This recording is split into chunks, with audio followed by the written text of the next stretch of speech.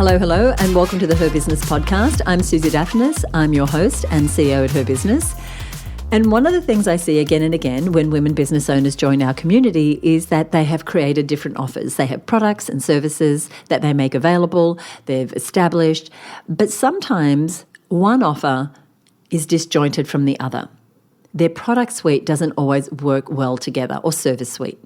And so what happens is we end up spending 90% of our time and energy on a product or service that only brings in a small percentage of our revenue or our profit. And what can happen is I see women bring in leads to their low-cost offer, but then they don't have a way to take that client over to their larger, higher-cost offers.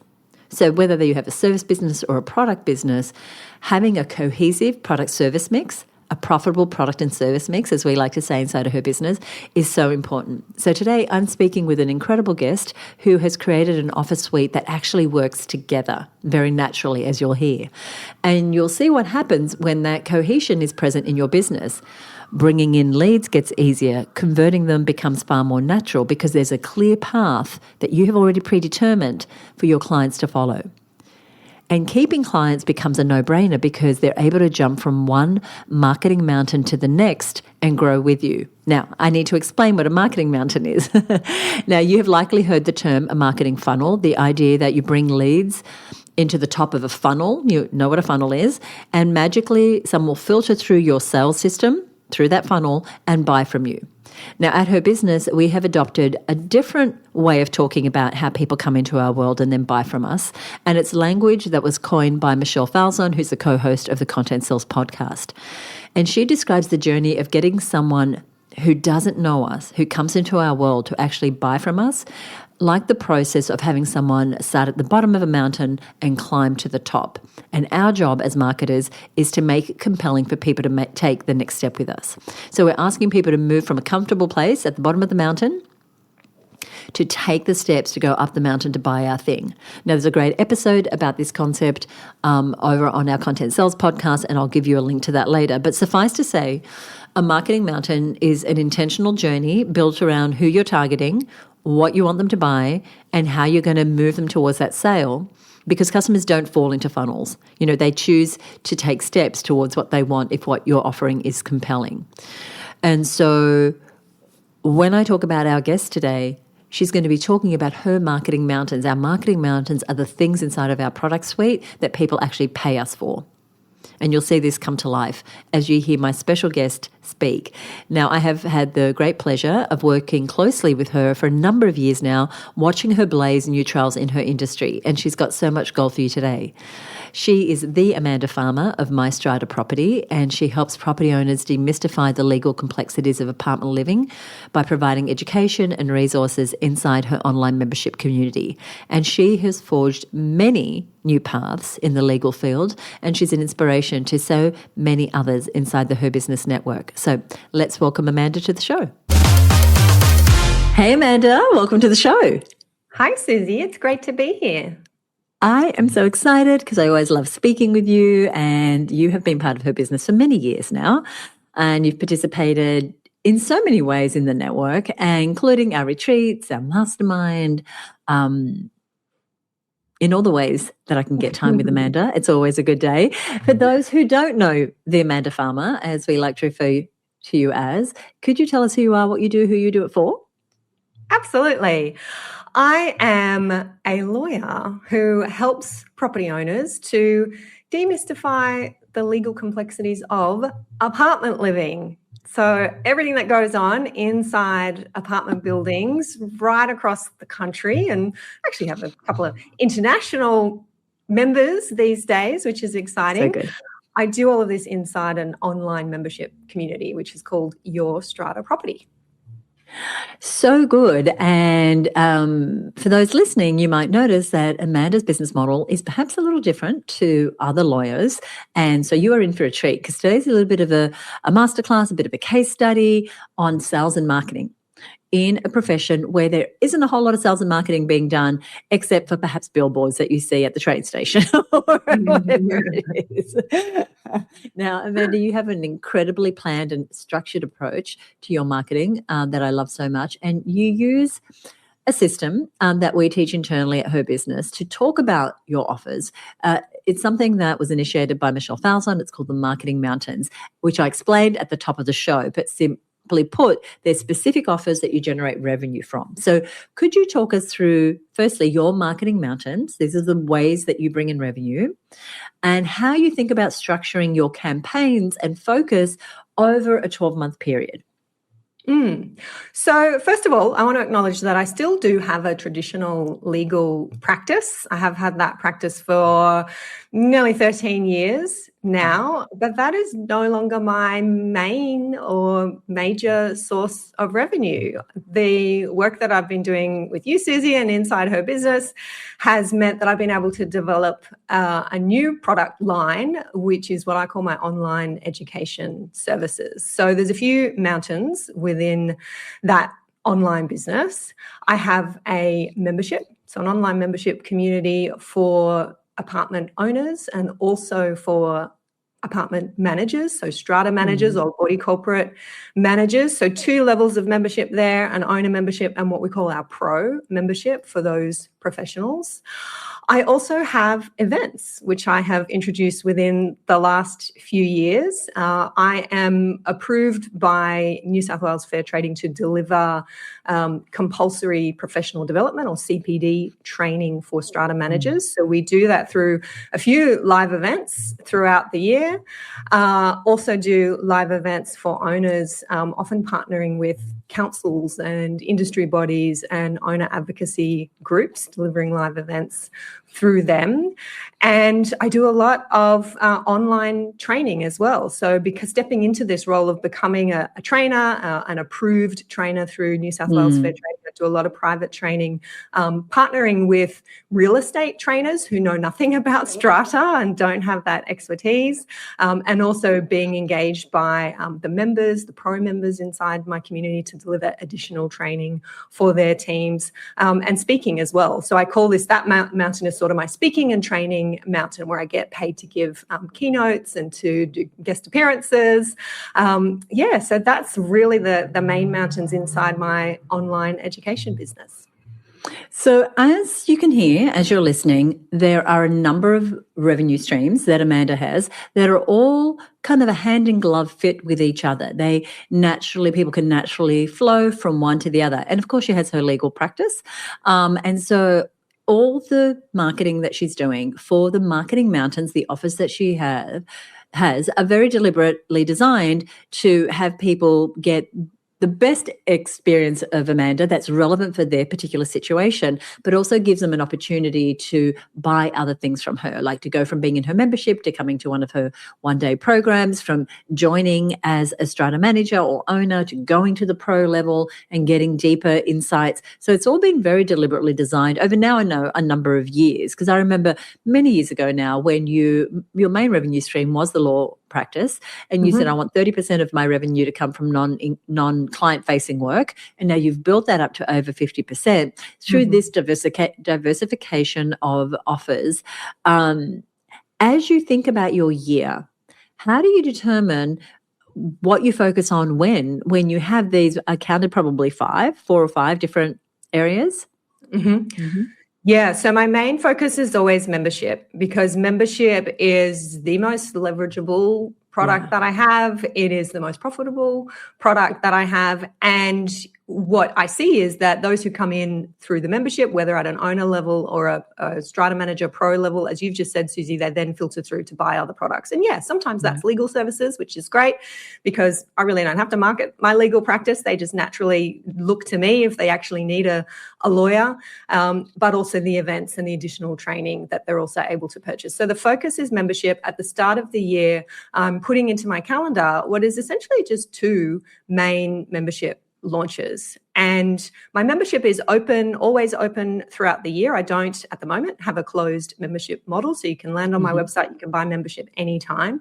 But I like to have those 2 big launches where I can really put the energy into building up the list ahead of that launch, getting everybody really excited about a webinar. And I can tell you it's the same webinar and the same content we've been delivering for the last 3 or 4 years, and specifically sell membership off the back of that webinar with some limited time bonuses. So that's what encourages people to buy. People who might have been on my list for a few months and maybe not realized I had a membership or not been ready to buy membership, they buy through those two big launches. So they're going in the calendar straight away. When am I doing those?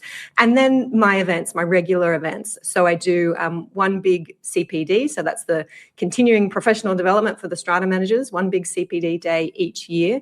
And then I've tacked onto that very recently 2 VIP days. So this is an opportunity for the Strata managers to spend a bit more time with me in a much smaller group. It's a boardroom style day that we do. We do it in March ahead of our CPD day, and we do another one in October later in the year.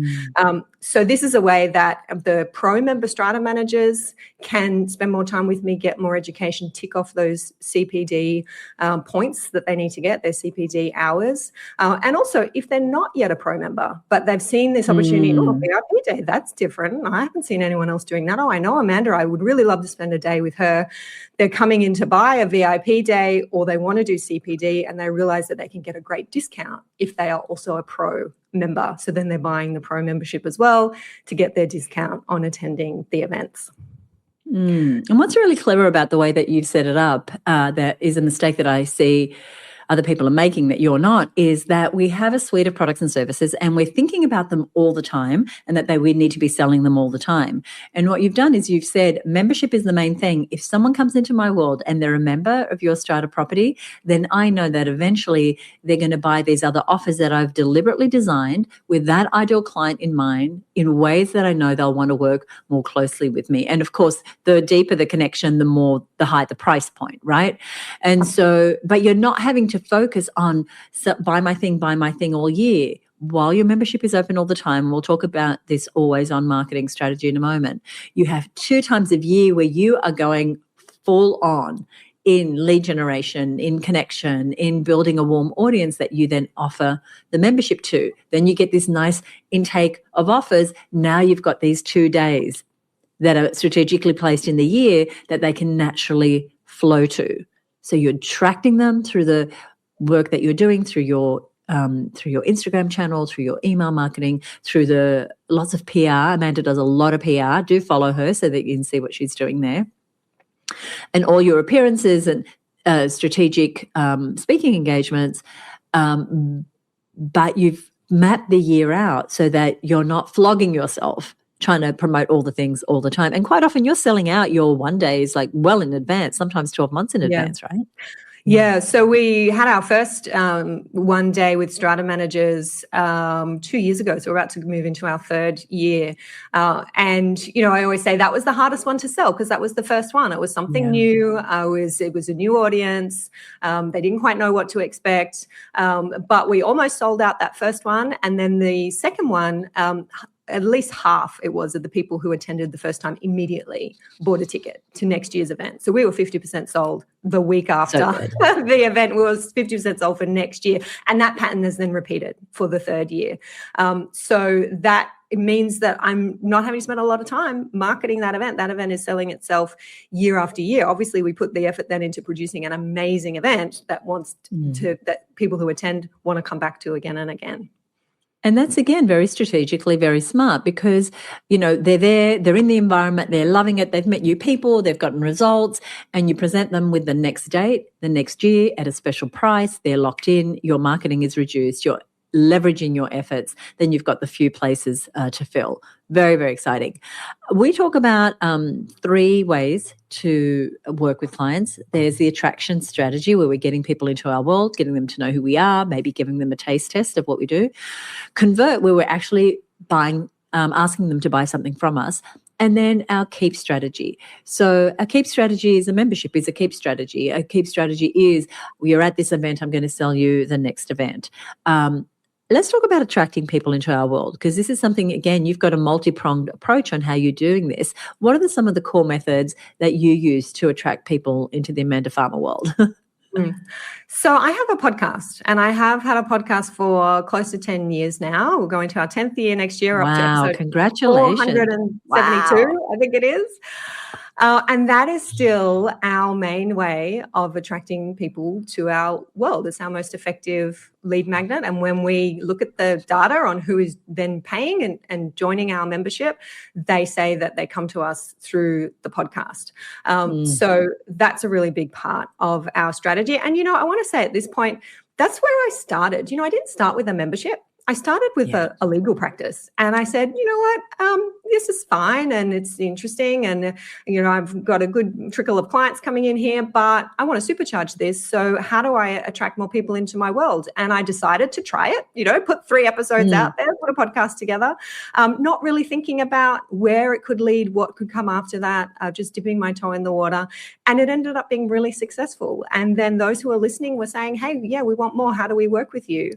And of course, I only had so much capacity in my legal practice. So then I started to think about this, online delivery of resources. And I think we then added, you could go to my website and buy templates. And then I thought, well, maybe we could add a forum onto that where you can ask me questions. And voila, we had a membership. So, if anyone's thinking, oh, Amanda had it all worked out 10 years ago when she kicked all this off. No, that is not the case. I just took that first step, which is often the hardest, take that first step, do something different, and you never know where it might lead. So that's, after all those years, the podcast still going strong. We do have a very active Facebook page. So we have a public Facebook page. I am regularly live on that page. So at least every 2 weeks, we do a regular Friday live where I do an hour-long chat. We have a topic. I run through a court case that's exciting for people, new legislation. That is where our people play. So the people who are going to buy our membership, we know that they are there on Facebook. And so we run ads as well. We have ads running all the time. These are ads that have free downloads attached to them. This year, actually, we had a new download, which was a special report talking about some new committee training that's going to happen in New South Wales. And we've been running ads pointing to that for about 9 months now. And our stats are, we've got at least 2,000 downloads, opt-ins from that Fantastic. ad. Just from that report. It hasn't got old yet. Sometimes we worry that, our content gets old for people, but it really doesn't. Yeah. There's a lot of new people out there seeing that for the first time. So I would say the podcast, the Facebook ads, we're obviously emailing our database each week with the podcast episode and also emailing them to invite them to the Facebook page and to tune into those Friday lives. So we are very present in the inboxes of our ideal people. Right. And recency and frequency, as a good friend of mine once taught me, is so important to not only attracting people, but having them remember you. And so they'll get that email once a week. You're in their inbox. They'll see you pop up on the Facebook page going live, and they'll hear you on the podcast. But it's not ages ago. Your frequency is enough that you're ever present for them. You're always on. So good. 2026 is the year of leverage. That's what we've declared it inside of Her Business. And so leverage is about doing more with less, as you know. So maximizing the outcomes, our profits, our revenues, while actually doing less. So you mentioned you do have an always-on marketing strategy for your membership. Some people have a closed strategy. Tell us why you chose to have this always-on marketing for your membership, in addition to your launches. Yeah, well, we did find, it's all about digging into the data and looking at who is buying and when are they buying. So we put a lot of effort into looking at that, collecting that data, recording it and analysing it after each of these launch sales that I spoke about, 2 each year. We have spreadsheets on our spreadsheets that tell us where did this person come from? Did they come from the podcast? Did they come from somebody else's email list that we might have had a strategic alliance with at some point in the past? Did they hear me on Radio 2GB? Did they see me on A Current Affair or on the Today Show? Where did they come from, so that we know where our marketing efforts are actually working and where it's worthwhile putting that energy in? So we focus on that, and we know in collecting that data that our members, the people who buy, are usually on our list for a few months, 2 or 3 months. It's not a really long time. So what that tells me is that when people come looking for the service that I provide or start consuming my education, they need help, and they need help now. And that makes sense to me, having, working with strata property owners every day. They have a particular problem that's come up. They're having an argument with their neighbor. They want to get their renovation approved. They need a particular template so that they're able to have their new kitchen, and they want that now. So they want to get inside the membership to get that help. I've certainly tried the closed membership model, and that worked well for a period of time. We decided to trial the open membership model, and that's just something that feels like a better fit for us in the way that we work as a team, and also for our customers. So, if you're not sure, give it a try. And it also helps me, as you said, Susie, I do a lot of PR, do a lot of speaking, education, online and face-to-face. And I like to be able to send people somewhere to buy something from me at the end of that session. Sometimes I get paid to speak, and whoever I'm speaking for says, yeah, sure, Amanda, direct our audience to your membership, not a problem. So that's great to have somewhere to be able to send them that's open and available. I find that helpful. Yeah. And I think that mix is actually great. You have these big launch periods, but then you always have, like you said, somewhere to send someone so that they can hand you over money at any point. And more than that, though, is that you can solve the problem that they have right now without saying, well, you know what, I'll be open again in 6 months. Like at that point, they've moved on.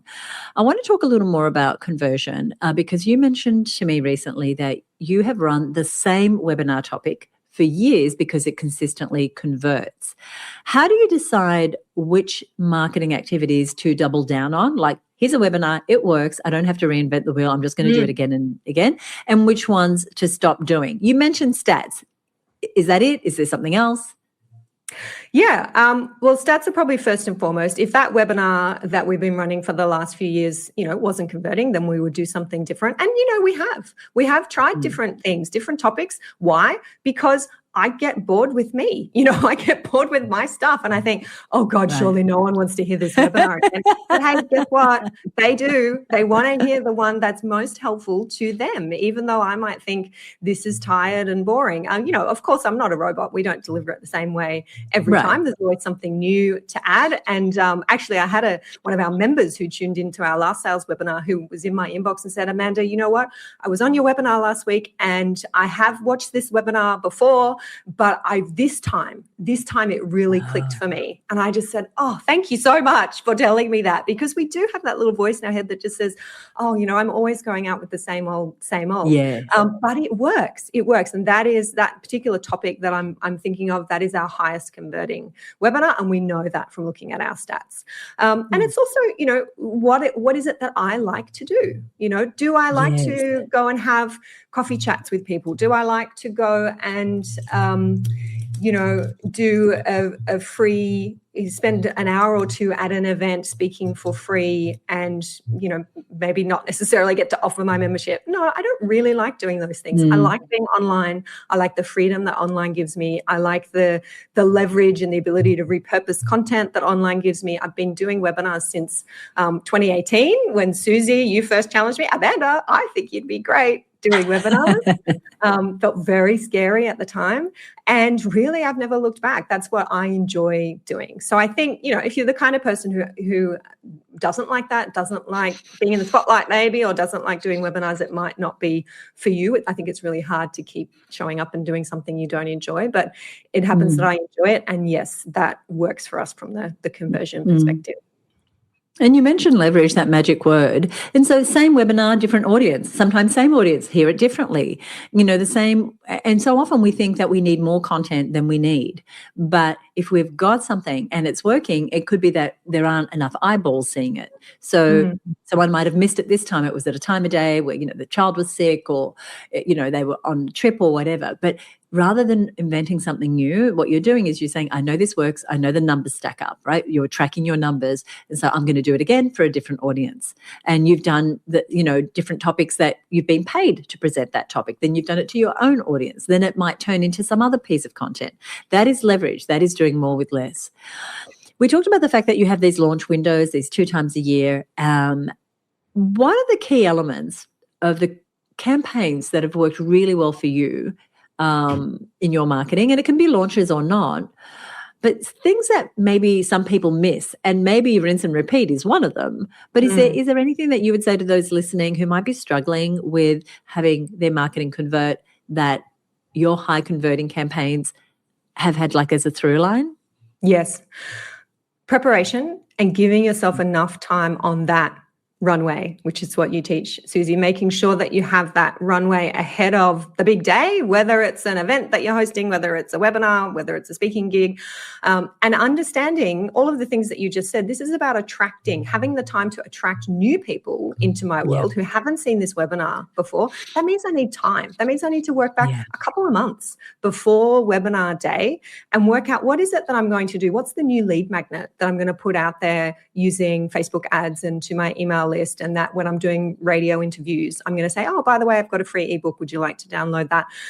That's how I'm attracting these new people into my world. What are the couple of podcast episodes where, if I know my webinar topic is about representing yourself in the tribunal, how do you represent yourself without having to pay thousands of dollars to a lawyer? I might have a couple of podcast episodes where I start talking about tribunal litigation and how complex it is and how might you save, what are the 10 ways to save money on lawyers? I'm seeding all of these ideas so that when that invitation to the webinar drops, the people on my list who've been there for a month or so now go, oh my God, that's exactly the thing that I want. I've been wondering how to do that. And now I get to go to this webinar where for free, she's going to teach me how to do that. And then of course on the webinar, we share how you can get even more when you join the membership. So, I know this because I've been doing it for many years and I've made the mistake of going, oh, I've done 25 webinars. I know how to do this. I can sell these memberships and reach my goal with a couple of weeks preparation. Doesn't work like that. Giving yourself enough time, having that runway is my big tip there.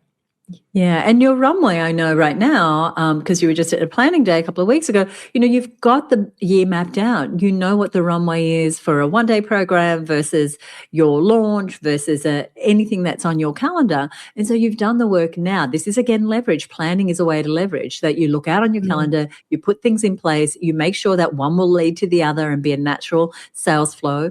And then you work backwards so that there is enough white space for you to rethink, do I need to do that slide deck? Do I need to redo my ads? Do I need one more strategic alliance? Do those emails all need rewriting? Or is there an opportunity, like you talked about the report, you want to have enough space and be so planned out that you can be opportunistic when something changes in your industry or there's something newsworthy where you can create a new something that's topical that gets you a couple thousand leads, like you just said. You can only act on that when you've done the work of leveraging yourself in the first place by really thinking about how am I going to attract, how am I going to convert. You have a membership model, you have clients that come back to you again and again. So I want to talk about keeping your clients. You have fantastic membership retention rates. People continue to get value from you, and so they come back month after month, year after year. Are there any engagement strategies or deliverables that you believe contribute to that? Yeah, so when you are a member inside my community, whether you're an owner or you're a pro member, part of the benefit is the opportunity to get exclusive access to me. Through my legal practice, sure, you can engage me as your lawyer and get access to me, but, my hourly rate is getting close to $1,000 an hour now in the legal practice, and it's a 3-month wait to be able to engage me as your lawyer. There's only a certain type of person who is able to wait and able to pay for that. But inside the membership right now for $97 a month, you can join. You can watch me on videos and watch my webinar trainings, but you can also book in a 60-minute one-on-one call with me. We record that call. It goes inside the membership so that others can learn and watch, and we make that really, really clear. So that works in two ways for us. People go, oh my God, I can get this $1,000 an hour lawyer for $97 a month, and I get all the other resources inside the membership. And I can watch all of her other calls that she's had with members one-on-one in this really intimate environment, solving their particular problem. So we really lean hard on that. You're getting access to someone who knows what they're doing. This is a lawyer who's been practicing in the space for a long time, and it's a fraction of the cost that you would otherwise be paying to engage this person. Something else that works really well for us is we do regularly increase our membership prices. But the price you come in at as a member is the price that you will always pay. We never increase our prices for our existing members. So we have some members on $20 a month because that's where I started with this membership, and our new members are coming in at $97. It's a really, really strong retention strategy because we make it very, very clear that you will always have that rate for the life of your membership. And if we do have members who come and say, oh, look, I sold a property and I don't know if I'm going to be buying again, I'm not sure. And we say, okay, no problem. That's fine. If you do want to cancel, not a problem. But if you find that you do need our assistance again down the track, you do need to come in at that higher price. So we find that that's a really strong incentive to stay. And, when we have retainer clients or we have a membership, any sort of recurring revenue, retention is something we want to be putting our attention on and always making sure that we have things that keep people in there, that have them stick, like, well, your price will go up, or you lose access to this ability to ask questions of an expert like you at not $1,000 an hour. You are really great, I've noticed, at knowing your value. And I mean that not in a sort of esoteric way, but in knowing how to charge prices and not doing work for nothing. And when you're doing something for nothing, you're very clear why you're doing it.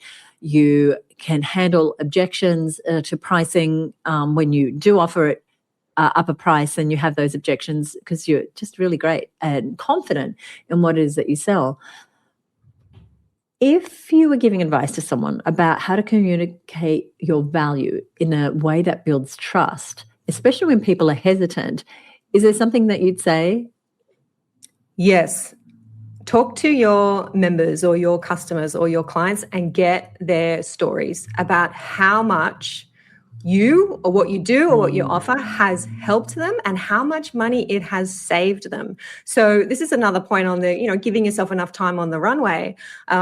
We put a lot of effort into this with our last sale because we had actually put the prices up by 20% since our sale before earlier in the year. And I could feel it in my gut that I was a little bit uncomfortable about that. Cost of living, it's tough for everybody. It's tough for everybody in Strata at the moment. It's really expensive to be in these buildings, and if you've got expensive repairs and maintenance. So I was going into this webinar thinking, I'm not comfortable with my pricing.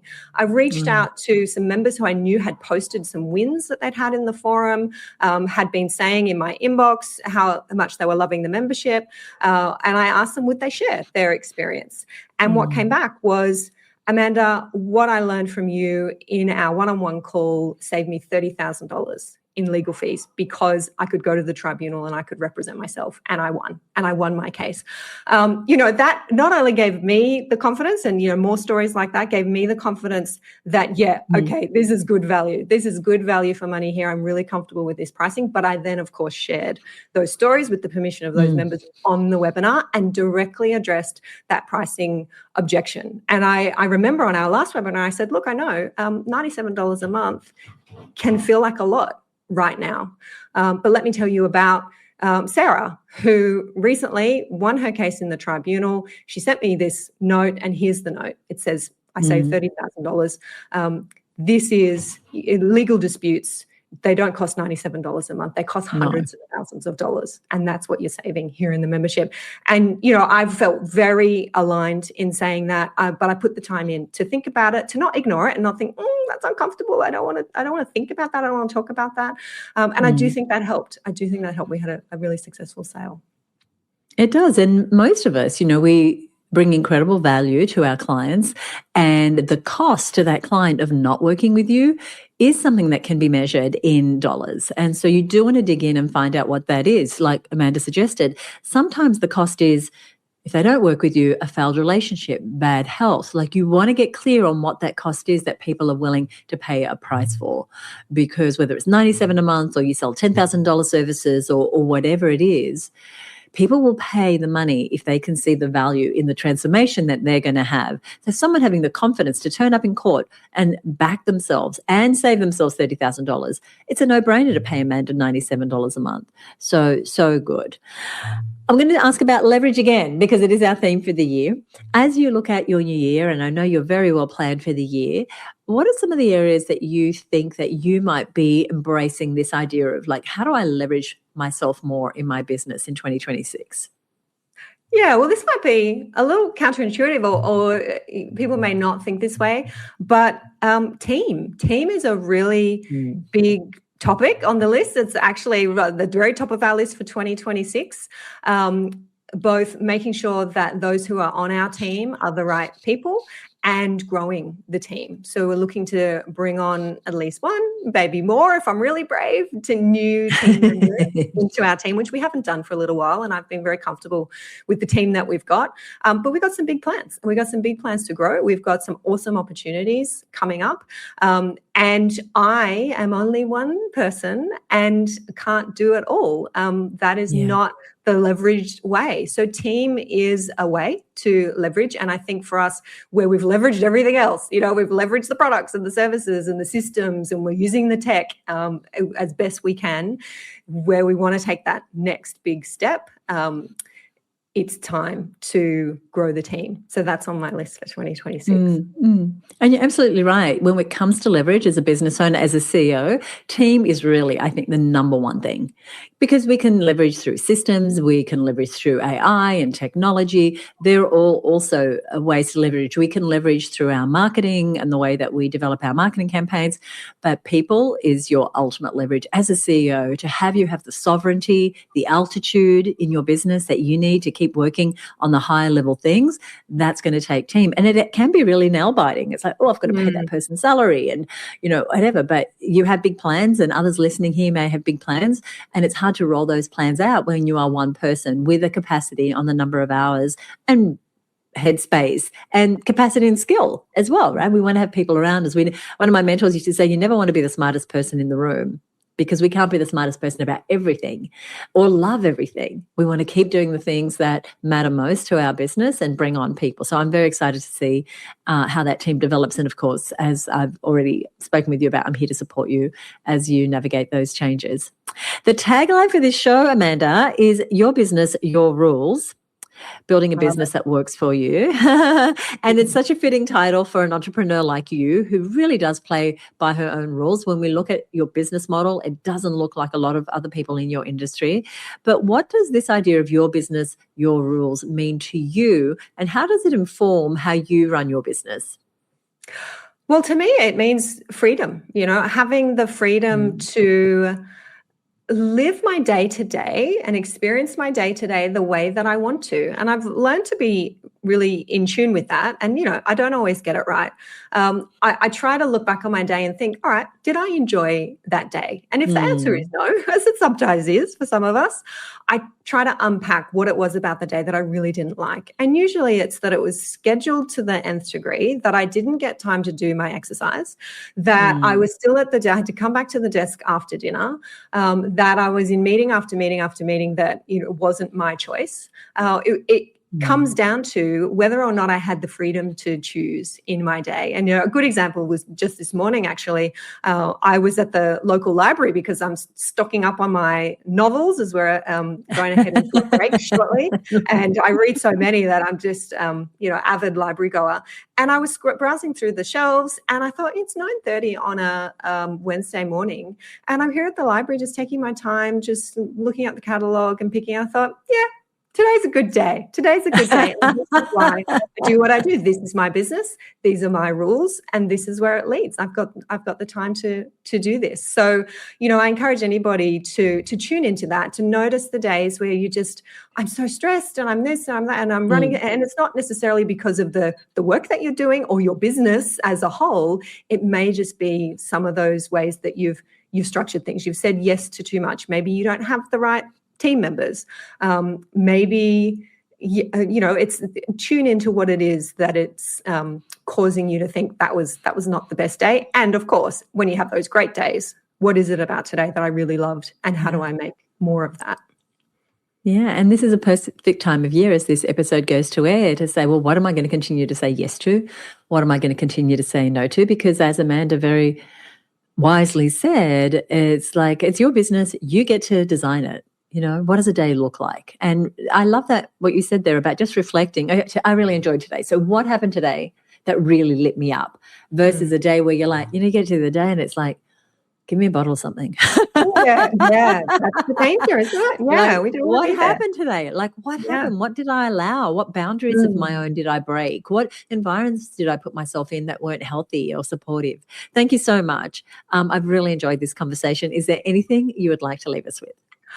I always love chatting with you, Susie, and sharing with the Her Business community, because you and this community have given me so much. As you said, I've been around now for a long time. Around for a while, yes, that's right. And it's life changing. It's life changing. What you're doing, what you're teaching, what you allow people to do and to be and to grow.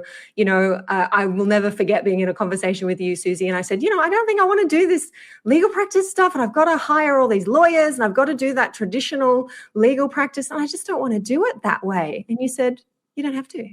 You don't have to. I hereby give you permission. Here is your permission slip.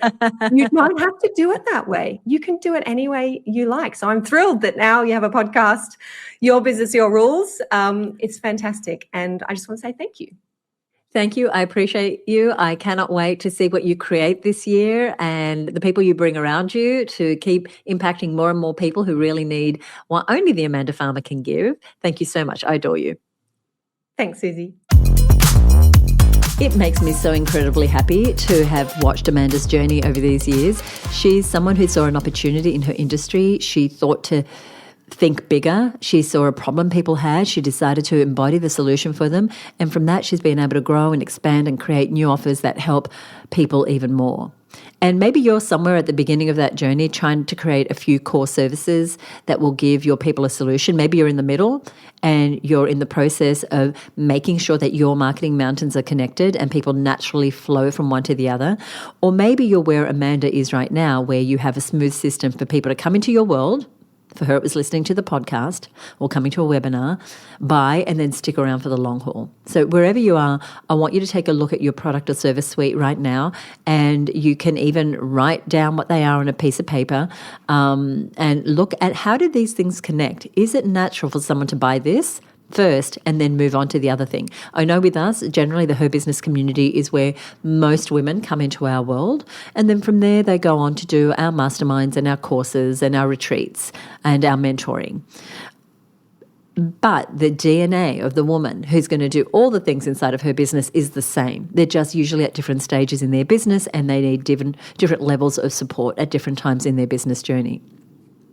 So decide, are you spending too much time and energy and money on a product or service that isn't really giving you your returns? Do you have way too many things in your product suite?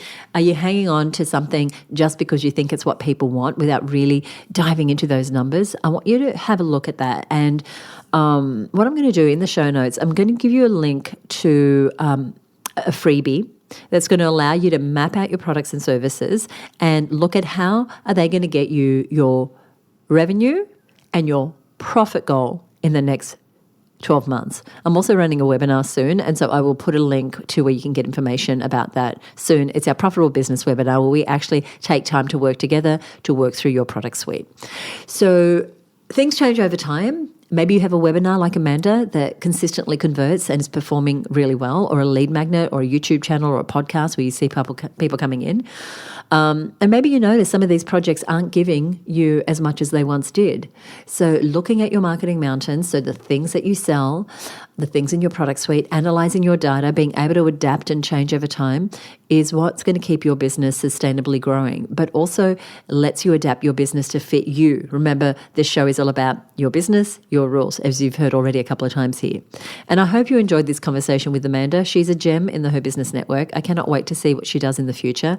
And I've put all of her information down in the show notes in this episode. And if you want to join women like Amanda who are getting support and training and resources and accountability inside of her business, you can apply right now to join the Her Business Network. Simply head over to herbusinessnetwork.com. It's an application process, and you'll hear back from us within 72 hours if Her Business is a right fit for you and your goals for the year. And so I hope to see you on the inside soon. That's where the magic happens. Now, before we go, I want to highlight a recent comment from a listener. Her name is Katie, and she has a business called Brightpoint Research, which brings people and projects together in market research. Such an important part of understanding your clients and creating the right products and services is doing that research. And she's committed to delivering exceptional insights through the power of real people's opinions and experiences. And she left us a review actually on Spotify. And she said, love this podcast about systems. It was an episode we did about systems. I'm passionate about them, but not always great at implementing them. Thank you for sharing. I like the idea of starting a system for me. So in that episode, I talk about how it's all well and good to systemize your marketing and your team and all that, but you also want to have some systems that help you in your productivity. So I will put a link to that episode right inside of our show notes, which you will find at herbusiness.com/342. That's also where I'll put all of Amanda's details so that you can connect with her and watch what she's doing. And if you enjoyed this episode, please leave us a rating or review on Apple Podcasts or Spotify or wherever you listen, or you can direct message us on Instagram. You'll find us at HerBusiness. And we're posting daily these days on Instagram, different tips and strategies for women business owners. Now, if you are new to the show, welcome. Please subscribe wherever you are listening and join us for the next episode for more inspiring stories, business tips, and lessons from successful female entrepreneurs. See you here next week, right here on the Her Business Podcast. Bye for now.